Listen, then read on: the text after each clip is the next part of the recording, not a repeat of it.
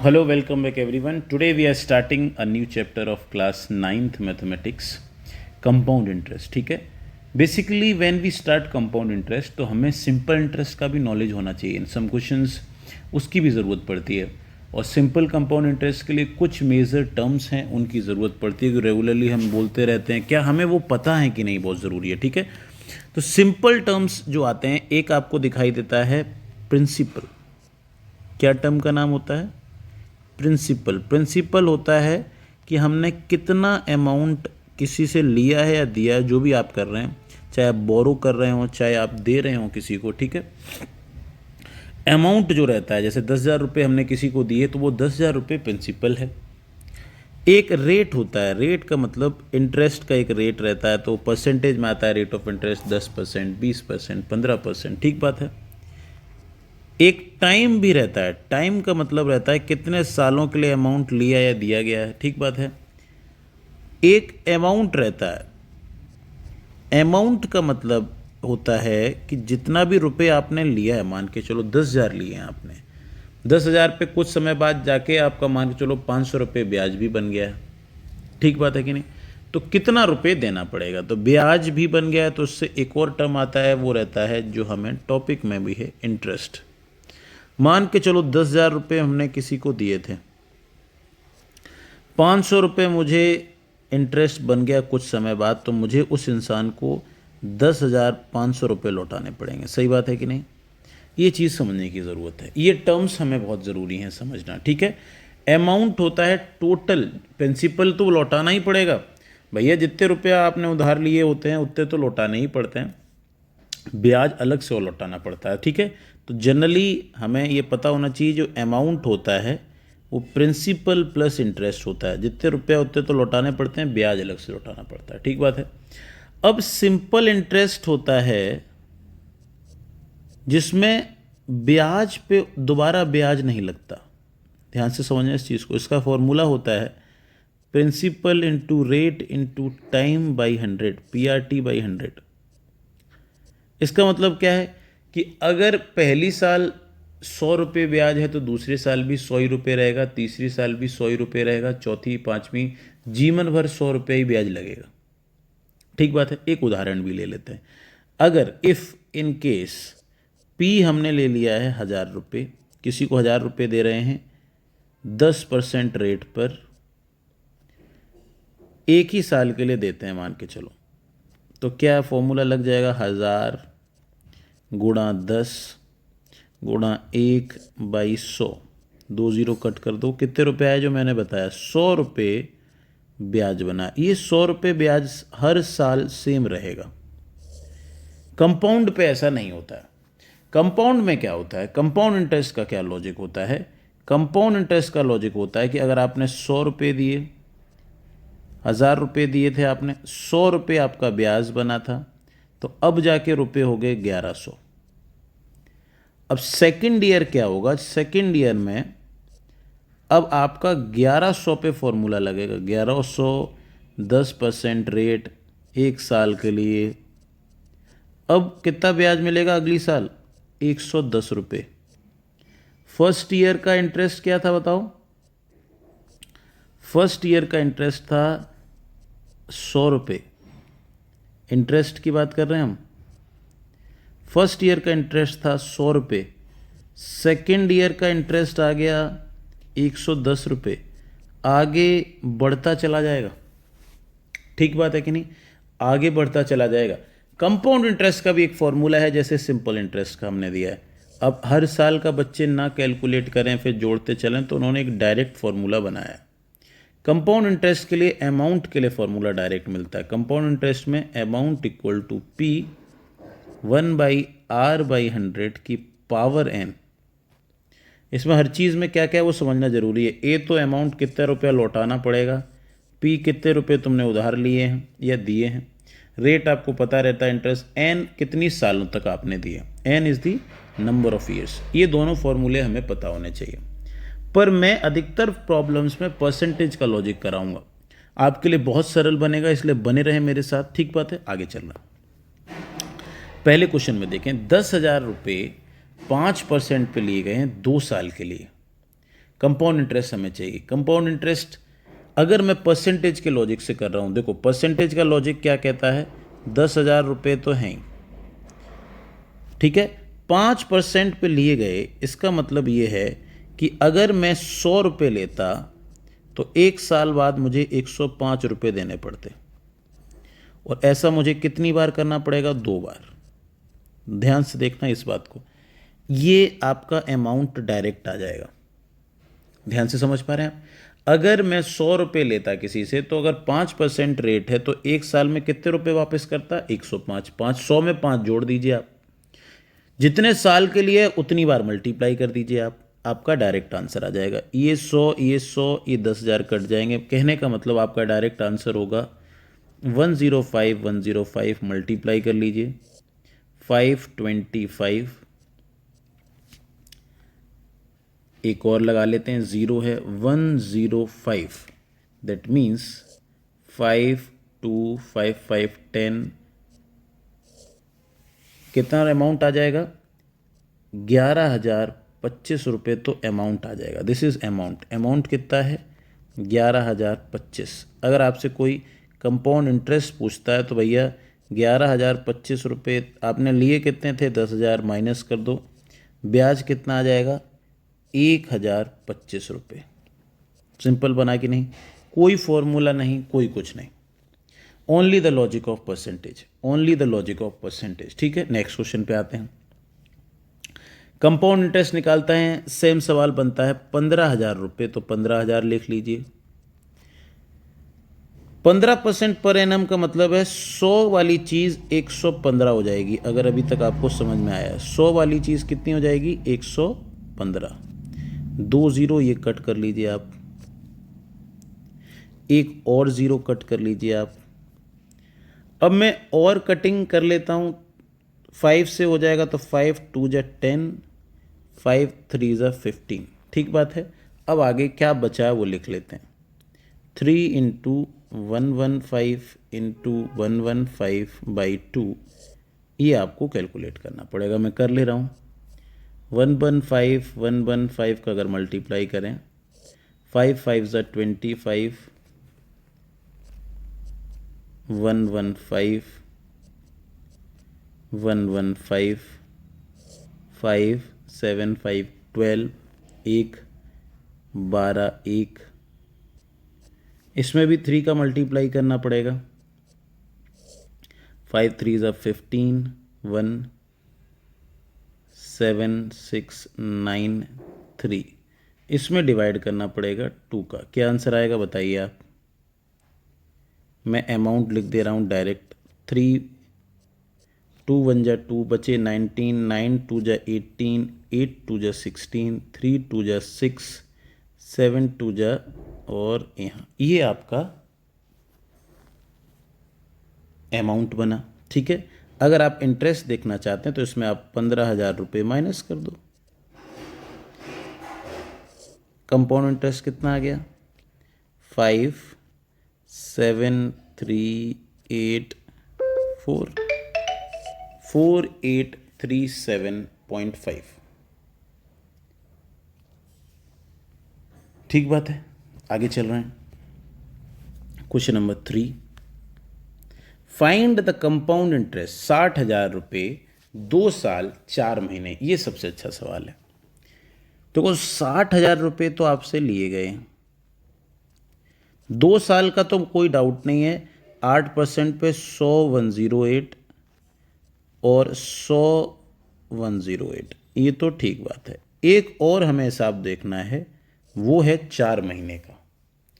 अब सोचो 8% को हमें 4 महीने के बनाना, 4 4 4, तभी तो 1 साल हो पाती है पूरी। ये कितना हो पाएगी, टोटल 4 4 4 कितने हो जाएंगे, 12 मंथ्स, तभी तो ये होते हैं। 3 भाग में बांटना है, तो अकेले अगर 4 महीने का कोई इंटरेस्ट पूछे तो कितना आ जाएगा, 8/3%। डाउट तो नहीं होता, 8/3% हो जाएगा, 8/3% हो जाएगा। हम क्या करते हैं, जितना भी होता है उतना 100 में जोड़ देते हैं, नीचे तो 100 ही रखते हैं। तो अगर मैं 100 में जोड़ देता हूँ 8/3, और नीचे 100 ही रखता हूँ। अगर आप यहाँ एलसीएम ले लें ऊपर, क्या हो जाएगा, 3 एलसीएम आ जाएगा, 300 प्लस 8 ही हो जाएगा 300, नीचे 100। अब इन दोनों का मल्टीप्लाई हो जाता है, ये हो जाएगा 300 और यहाँ हो जाएगा 308। आपको शॉर्टकट भी बता देता हूँ। 4-4 महीने के कितने हिस्से बनते हैं, 3। तो यहाँ 300 लिख लो और वही 8% ऐड कर दो। धोखे में यहाँ 3 महीने होते हैं, तो 3-3 महीने के 4 पार्ट बनेंगे एक साल में, 3 + 3 + 3 + 3। तो आपको 400 नीचे लिखना पड़ेगा, ऊपर 408। अगर यहाँ क्वेश्चन 4 मंथ की जगह कितना होता, 3 मंथ, तो आपको क्या करना पड़ता, 3 महीने के अगर हम देखें साल कैसे कवर कर पाएंगे तो 4 बार करना पड़ेगा। तो 400 और ऊपर 400/8। हमें क्वेश्चन मिला है 4 महीने का, तो 4-4 महीने के 3 सेक्शंस बन जाएंगे एक साल के अंदर। तो जाहिर सी बात है 308/300। अगर अब हम देखें तो कुछ कटिंग हो पाएगी। अगर हम देखें तो 4 0 तो यही कट हो जाएंगे, 1 2 3 4। और बताएं आप, 3 2 जा 6 हो जाएगा।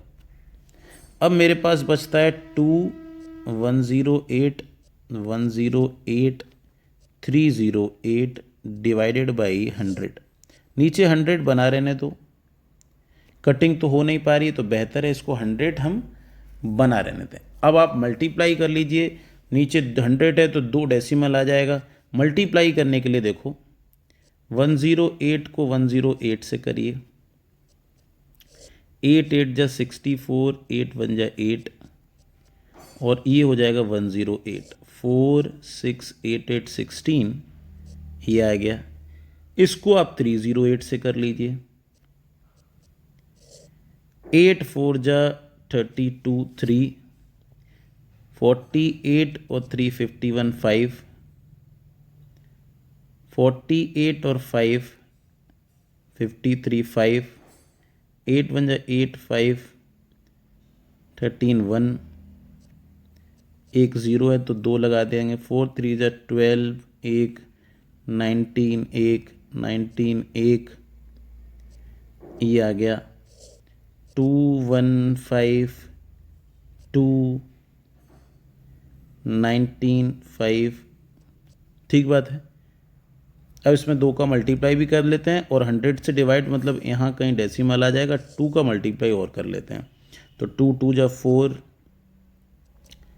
5 2 जा 10, 2 2 जा 4 5, 9 2 जा 18, 5 2 जा 10 1 11, 3 2 जा 6 और 1 7। ये आपका आंसर हो जाएगा। This is amount. ठीक बात है, ये आपका अमाउंट आ रहा है। अगर आपसे कोई इंटरेस्ट पूछता है तो जाहिर सी बात है दिस इज अमाउंट। अगर कोई आपसे इंटरेस्ट पूछता है तो इसमें से आपको माइनस करना पड़ेगा। कितने रुपए थे आपके? आपके थे 60,000 रुपये। आप माइनस कर दीजिए 0.24058111, ये आपका आंसर हो जाएगा। ठीक बात है कि नहीं? आगे चल रहे हैं। Find the amount and the compound interest 1.5 साल के लिए। देखो इसमें तो कोई दिक्कत नहीं है। 20, हाँ आगे थोड़ा पढ़ लेते हैं। 10% per annum interest being compounded half yearly, ये नया चीज़ आया है। अभी तक सब इंटरेस्ट सालाना लग रहे थे, पहली बार उन्होंने बोला है हाफ ईयरली। इसका भी कॉन्सेप्ट बड़ा ध्यान से देखते हैं। हाफ ईयरली का मतलब है आपका रेट भी चेंज हो जाएगा और टाइम भी चेंज हो जाएगा। 10% रेट था तो अब रेट आधा हो जाएगा। आधा साल के लिए कितना हो जाएगा? 5%। 1.5 साल का 6 महीने बाद अगर ब्याज लगा तो 1.5 साल में टोटल ब्याज लगेगा 3 बार। बच्चों को समझाने के लिए क्या होता है कि एक चीज़ तो डिवाइडेड बाई 2 हो जाती है, एक चीज़ मल्टीप्लाइड बाई 2। जाहिर सी बात है रेट बढ़ जाएगा तो डिवाइड बाई 2 हो जाता है, टाइम मल्टीप्लाइड बाई 2 हो जाता है। लिख भी देता हूँ, रेट हमेशा डिवाइडेड बाई 2 हो जाता है, टाइम मल्टीप्लाइड बाई 2 हो जाता है। ठीक बात है। ये आ जाएंगे हमारे न्यू रेट एंड टाइम। अब नए वाले ही इस्तेमाल करने हैं। 20,000 रुपये 105/100 कितने सालों के लिए? 3 के लिए, क्योंकि 100 पे 5 बढ़ जाएंगे 3 बार लगातार। 4 0 तो आप कट कर लीजिए, 2 से कट कर लो 50, 5 से कट कर लो 10, यहाँ कर लो 21, फिर 5 से कट कर लो 2 और 5 से कट कर लो 21। ठीक है, 21 हो जाएगा 441। 105 का मल्टीप्लाई कर लेते हैं इसमें, 5 बन जा 5, 20, 22, 441, 5 0 3 6 4, 2 से डिवाइड भी कर लेना है। अमाउंट कितना आ जाएगा, 2 से अगर डिवाइड कर रहे हैं, 2 2 जा 4, 3 2 जा 6, ये आपका आंसर हो जाएगा अमाउंट। कोई इंटरेस्ट पूछ लेता है तो जाहिर सी बात है जितने रुपए थे माइनस कर दो, 20,000 आप माइनस कर दें, क्या आ जाएगा 3152.5, ये आपका ब्याज आ गया। ठीक बात है कि नहीं। समझना ज़रूरी ये है कि जब भी हाफ ईयरली आता है टाइम आपका डबल हो जाएगा, क्योंकि 6 महीने बाद अब ब्याज मिलेगा। तो 1 साल में 2 बार मिलेगा, 1.5 साल में 3 बार, 2 साल में 4 बार, और रेट आपका आधा हो जाएगा, क्योंकि 10 साल तो पूरे साल का था। तो जाहिर सी बात है अगर 6 महीने में होंगे तो रेट आधा टाइम डबल, इस चीज़ का ध्यान रखेंगे और न्यू रेट एंड टाइम ही यूज़ करेंगे। Calculate the compound interest for 30,000 rupees, 30,000 रुपये हैं, तीनों साल का रेट अलग है। पहले 6% मतलब 106/100, फिर दूसरा 8% तो 108/100, तीसरा 10% मतलब 1010/100। कुछ कट जाएगा, 4 0 तो यही कट गए, 1 2 3 4, इस ज़ीरो से भी ये ज़ीरो कट गया, और ये ज़ीरो बना रहने दें क्योंकि पूरा तो हम कट कर नहीं पाएंगे, फालतू बाद में डिवाइड और करना पड़ेगा। ठीक है, तो 106, 108 या 3 का मल्टीप्लाई कर लेते हैं पहले ही। 106 में अगर 3 का मल्टीप्लाई अगर आपने कर लिया तो आ जाएगा 318। ठीक बात है कि डायरेक्ट इसमें 108 का मल्टीप्लाई कर लेते हैं, फिर 11 का बाद में कर लेंगे। 8 8 जा 64, 6,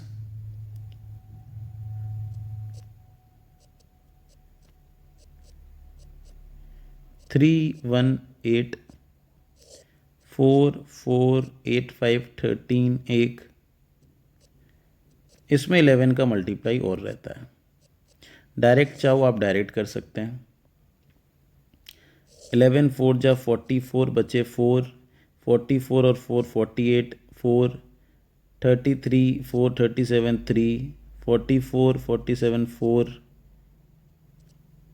ये आपका अमाउंट आ जाएगा। अगर कोई आपसे नीचे एक 10 भी था तो यहाँ एक डेसिमल आ जाएगा, अमाउंट आ जाएगा आपका 3777.4। कोई कंपाउंड इंटरेस्ट पूछता है तो इसमें से आपको 30,000 रुपये माइनस कर देने पड़ेंगे, कि 30,000 तो आपने लिए थे। ब्याज कितना आया, 48777, इतना आपका कंपाउंड इंटरेस्ट आ गया। ठीक बात है कि नहीं। ठीक बात है, आगे चल रहे हैं। 6, इसमें भी कोई दिक्कत नहीं है, 3 साल का है, तीनों का अलग अलग रेट है, तीनों का अलग अलग रेट है। 25,000 रुपये किसी ने लिए 3 साल के हिसाब से तो 108/100, 1010/100, 1012/100। 2 4 कट कर लो, 1 यहाँ से और 3 यहाँ से, चारों कट हो गए। अगर हम 5 से कट करना चाहें, 5 5 जा, यहाँ 5 से करोगे तो 20, 2 से और कट कर लो, 2 से करोगे तो 54, इसको 2 से करोगे तो 10, फिर 2 से कर लो तो ये 56, इसको 2 से करोगे 5, और ये 5 कट जाएगा। बचा क्या हमारे पास, ऊपर बचा है 54, 11 और 56, ये आपका अमाउंट आ जाएगा। करो मल्टीप्लाई, 11 4 जा 44, 55 और 4 59, इसमें 56 का मल्टीप्लाई कर लेते हैं। 6 4 जा 24, 2 5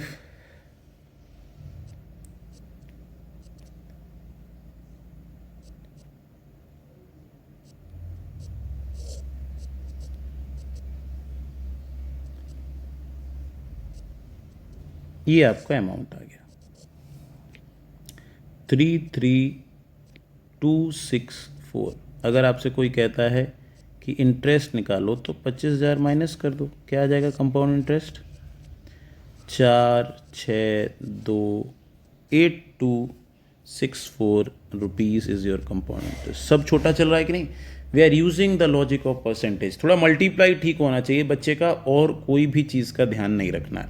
देखो, एक बार मल्टीप्लाई का लेबर आपको हो भी सकता है, मैं मान लेता हूँ, पर बार बार हर साल का कैलकुलेट करने में आपको बचत मिलेगी। ठीक बात है, आगे चल रहे हैं। Calculate the difference between compound and simple interest. ठीक है, 2 साल के लिए। तो पहले तो सिंपल इंटरेस्ट निकाल लेते हैं। सिंपल इंटरेस्ट क्या होता है? PRT/100, that means 12,000। रेट है 8% 2 साल के लिए। ये 2 कट हो गए। 120 इंटू 16, दैट मीन्स 16 2 जा 32 3। आपको सिंपल इंटरेस्ट तो मिल गया 1920। कंपाउंड इंटरेस्ट के लिए हम परसेंटेज वाला लॉजिक यूज़ करेंगे। अमाउंट आपका डायरेक्ट आ जाएगा। क्या आता है बताओ? 12,000 में आप 108/100 और 108/100, 3 तो कट जाएंगे, 1 2 3। ठीक बात है। और ये 0 बना रहने दीजिए, क्योंकि अननेसेसरी कट तो पाएगा नहीं ये। 12 8 जा 96, 12 1 जा 12, और इसमें आप मल्टीप्लाई कर लें 108 का। 8 6 जा 48, 4 72 76 7 2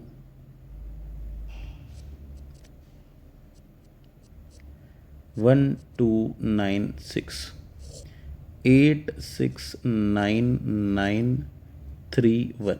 अगर कोई, ये तो अमाउंट आ जाता है, अगर इंटरेस्ट पूछता है तो इस अमाउंट में आपको 12,000, यहाँ डेसिमल आ जाएगा कि 10 से डिवाइड हो रहा, 12,000 आपको माइनस करना पड़ेगा। 6991.8, ये आपको कंपाउंड इंटरेस्ट आ जाएगा 1996.8। आपसे अंतर पूछा गया था। अंतर का मतलब कंपाउंड में और सिंपल में कितना डिफरेंस आया है, ये पूछा गया था आपसे। ठीक बात है, आप माइनस कर लीजिए। Compound interest minus simple interest क्या होगा बताओ? 1996.8 1920 रुपीज़ आपका अंतर है। ठीक बात है, आसान चल रहा है कि नहीं? आगे चल रहे हैं। The difference between compound interest and simple interest on a particular sum 10% per annum in 2 years is ₹95. The best question till now. अभी तक का सबसे अच्छा सवाल है। आपको प्रिंसिपल अमाउंट ही नहीं दिया है, सोचो इस बात को। वो कह रहे हैं कितने रुपए थे हमें नहीं पता, वो ये कह रहे हैं कि जितने भी रुपए रहे होंगे, सिंपल और कंपाउंड का जो अंतर है 10% पर एनम 2 साल के बाद 95 रुपये आते हैं। तो आप कुछ एक अमाउंट मान लीजिए। कुछ बच्चे एक्स के साथ चलते हैं, अननेसेसरी कैलकुलेशन टफ बनती है। मेरी बात समझ पा रहे हैं? आप 100 रुपये मान लीजिए। लेट, बाद में फिर हम रेशियो लगा लेंगे। आप कहेंगे सर 100 कैसे मान सकते हो, बाद में देखते हैं। Let P equal to 100। अगर इस हिसाब से सिंपल इंटरेस्ट क्या हो जाएगा? P R कितना है? 10, 2 साल के लिए ये 100 से 100 कट गया। सिंपल इंटरेस्ट आया आपका 20 रुपये। ठीक बात है कि नहीं? अब मैं कंपाउंड निकाल लेता हूँ। कंपाउंड इंटरेस्ट के लिए अमाउंट होता है, डायरेक्ट आंसर आ जाता है परसेंटेज के लॉजिक से। 100 रुपये थे, 10% का मतलब 110/100, क्योंकि 100 110 हो जाएंगे 1 साल के बाद। ये 100 से ये 100 कट गया, ये दोनों ज़ीरो। अमाउंट आ गया 121। कंपाउंड इंटरेस्ट आएगा 121 माइनस 100 मतलब 21 रुपये। ध्यान से देखो इस बात को, मैं साइड में भी लिख दे रहा हूँ। सिंपल इंटरेस्ट आया 20 रुपया, कंपाउंड इंटरेस्ट आया 21 रुपया। एक्चुअली में compound interest minus simple interest कितना आया आपका, 1 रुपया। अब क्वेश्चन पे आ जाते हैं। क्वेश्चन में क्या कहा था, आपने जब 100 रुपये माना, आपने जब P लिख लेता हूँ और यहाँ में CI माइनस SI लिख लेता हूँ।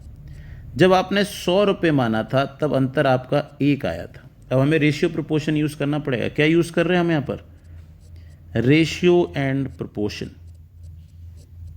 ध्यान से समझेंगे, बहुत अच्छा लॉजिक बनता है।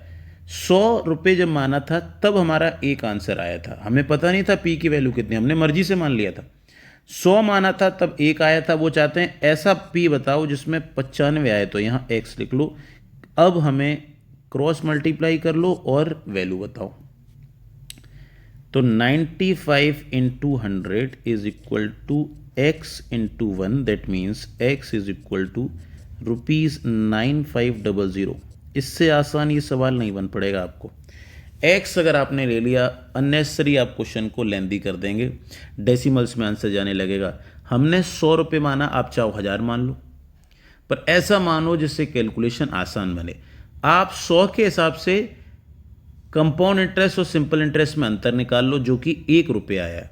100 में अगर 1 रुपया आता है तो कितने रुपए प्रिंसिपल होगा, उसकी जगह X रख दो ताकि अंतर आए 95 रुपये। ऐसे सारे सवाल जिसमें P नहीं दिया रहेगा, हम लॉजिक यूज करेंगे रेशियो प्रोपोर्शन का। 100 मान लो, 1000 मान लो, X मत मानो। Please don't assume the value to be X, the question will be unnecessary lengthy and tough. ठीक बात है कि नहीं, आगे चल रहा है। Question number 9th, Meera borrowed 50,000 for 2 years, the rate of interest for 2 successive years दिए हुए हैं। 30,000 रुपये उन्होंने पहली साल के बाद लौटा दिए। अब उनको सेकंड साल में कितना और लौटाना पड़ेगा। देखो 50,000 रुपये, अब इसमें देखो पहली साल के बाद कुछ रुपए लौटा दिए, अब हम वो जनरल चीज़ यूज़ नहीं कर सकते, अब हमें सालाना ही करना पड़ेगा। Until unless there are some discrepancy given, मतलब कि खुद वो कह रहे हैं कि साल में हर बार ऐसा कुछ कर रहे हैं, पर ईयर हमने कुछ किया हुआ है, तो बात अलग है, वरना हम नेचुरली ही चलेंगे जैसा हम परसेंटेज के लॉजिक से चलते हैं। अब हम फर्स्ट ईयर देख रहे हैं। फर्स्ट ईयर में क्या होगा, फर्स्ट ईयर में 50,000 रुपये अगर किसी ने 12% पर 1 साल के लिए लिए, ये 2 जीरो कट जाएंगे, इंटरेस्ट बन पड़ेगा, सिंपल इंटरेस्ट बन पड़ेगा 6,000 रुपीज़। तो फर्स्ट ईयर के बाद आफ्टर 1 ईयर अमाउंट कितना होगा जाके, आफ्टर 1 ईयर अमाउंट होगा 50,000, तो थाई 6,000 और हो जाएगा, तो 56,000। अब ये सोचो 1 साल के बाद उसने 30,000 तो लौटा दिए थे, तो आपको 30,000 तो माइनस करने पड़ेंगे क्योंकि अब भैया वो तो लौटा दिए उस इंसान ने। अब कितने बचे, सिर्फ 26,000 रुपये। फर्स्ट ईयर का लॉजिक मैंने कर लिया, फर्स्ट ईयर में जो भी रुपए लगे उसमें से उसने 26,000 लौटा दिए, सॉरी 30,000 लौटा दिए, 26,000 बचे। अब जो 26,000 बचे हैं उसमें अब रेट लग रहा है 15%। अब कितने रुपए देने पड़ेंगे वो ये कह रहे हैं, ये 2 कट गए 0। अब सिंपल इंटरेस्ट आया 0, 15 6 99,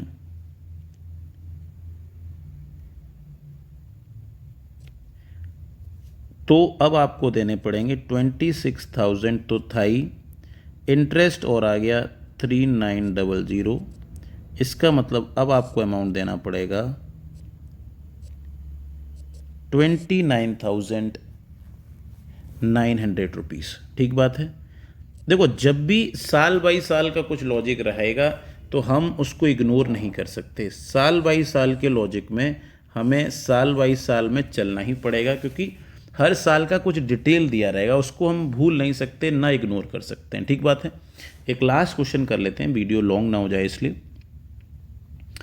mister Divyank invested 8,000 every year at the beginning, 10% annum compound interest, हर साल 8,000 रुपये कहीं वो जमा करते होंगे बैंक में।